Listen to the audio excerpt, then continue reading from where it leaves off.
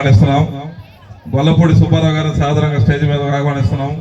మనిషి ఇస్తర్ల కొండల గారిని సాధారణంగా స్టేజ్ మీద ఆహ్వానిస్తున్నాం.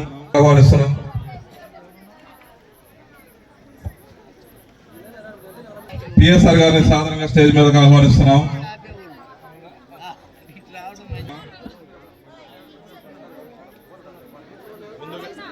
ఎన్టీఆర్ రామారావు గారి 31వ సందర్భంగా రామారావు గారికి పూలతో శ్రద్ధాంజలి ఘటించవలసిందిగా మన ఎమ్మెల్యే గారిని కోరు.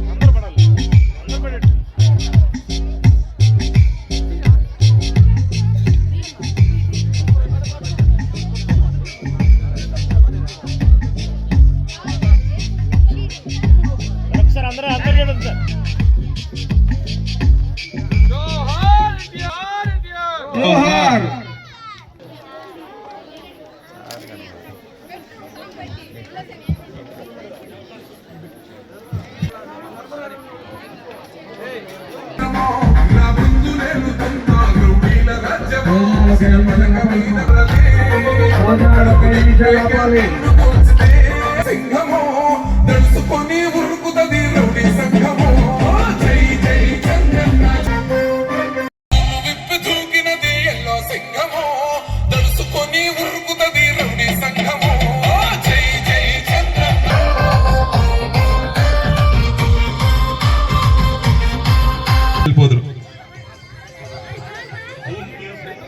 పైకి వచ్చేయండి ఫస్ట్ పైకి వచ్చేయాలా. వీళ్ళు మీ చేతుల మీదుగా గిఫ్ట్ అందుకోవాలని మీతో గ్రూప్ ఫోటో దిగాలని ఈ రోజు మార్నింగ్ సాధన చేసి మంచి ప్రోగ్రామ్ చేసేస్తారు. కనిపించట్లేదు.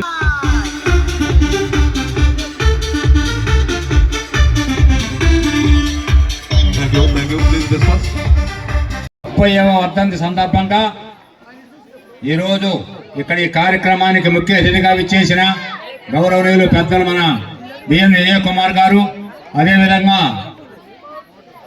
మన తెక్కలపాటి రమేష్ గారు, కాటగాడి రమణయ్య గారు, ఏఎంసీ చైర్మన్ మన రాజేశ్వరి ప్రసాద్ గారు, ఇక్కడికి వచ్చిన ప్రతి ఒక్కరికి కూడా ముందుగా నా హృదయపూర్వక నమస్కారం తెలియజేసుకుంటూ, ఇప్పుడు ఈ పిల్లకాయలు ఎంతో విధంగా ఇక్కడ కోలను కూడా చేయడం జరిగింది. ఒకటే మనం గుర్తుపెట్టుకోవాలా, ఎన్టీ రామారావు గారు 60 సంవత్సరాల దాకా సినీ ఫీల్డ్లో పనిచేసి ఈ రాష్ట్రంలో కానీ ఈ ప్రపంచంలో ఎక్కడైనా కానీ దేవుడు ఎట్టుంటాడు అంటే ఎన్టీ రామారావు లాగానే ఉంటాడు అని ప్రతి ఒక్కరికి తెలిసిన విషయమే. అది శ్రీకృష్ణుడు కావచ్చు, రాముడు కావచ్చు, ఏ పాత్ర వేసినా కూడా భగవంతుడు ఎట్టుంటాడంటే రామారావు లాగానే ఉంటాడు అనేది మనకు తెలిసిన విషయం.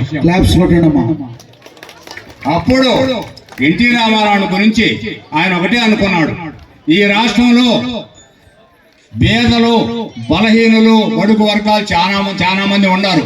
మనం ఏదో ఒక విధంగా ఈ రాష్ట్రానికి మేలు చేయాలనే సదుద్దేశంతో ఆయన పార్టీ పెట్టడం, 9 నెలల్లో అఖండ విజయంగా ముఖ్యమంత్రి కావడం కూడా మీ అందరికి తెలిసిన విషయమే. అతను ఒక్కడే ఆలోచించాడు. ఆ రోజుల్లో కూడు గుడ్డ వసతి లేదు కాబట్టి ఆ మూటి ద్వారాగానే ఆయన పార్టీ పెట్టాం. అదేవిధంగా ఆయన ఒకటే ఆలోచించాడు, ఈ రాష్ట్రంలో కరణాలు మున్సూబులు ఉన్నారు, వాళ్ళదే రాజ్యంగా ఉండేది. అలాంటి వాళ్ళు తొలగించిన వ్యక్తి ఎవరన్నా ఉన్నారంటే ఆయన నందమూరి తారక రామారావు గారు. పోతే మాండలిక వ్యవస్థ ఇచ్చిన మొట్టమొదటి వ్యక్తి ఎవరైనా ఉన్నారంటే ఆయన ఎన్టీ రామారావు గారు. అందువల్ల ఈ రాష్ట్రంలో ఆయన వచ్చిన తర్వాత, ముఖ్యమంత్రి అయిన తర్వాత సమాన హక్కు స్త్రీలకు, భార్యాభర్తలు. ఒకప్పుడు భార్య చెప్పిన మాట భర్త చెప్పిన మాట భార్య వినాల.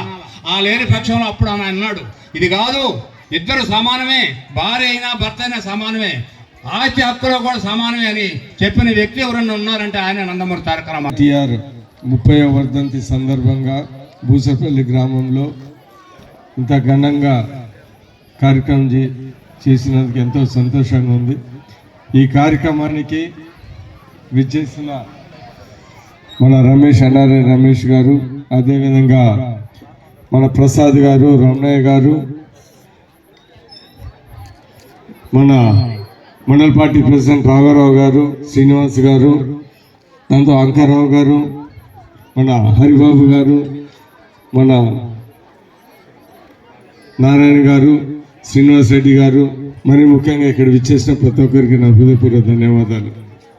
ఈరోజు 30 సంవత్సరాలు అయినా కానీ అన్న ఎన్టీఆర్ని మనం ఇంత గుర్తుపెట్టుకొని ఇన్ని ప్రోగ్రాంలు ఆయన గుర్తుపెట్టుకొని చేసుకుంటున్నాం.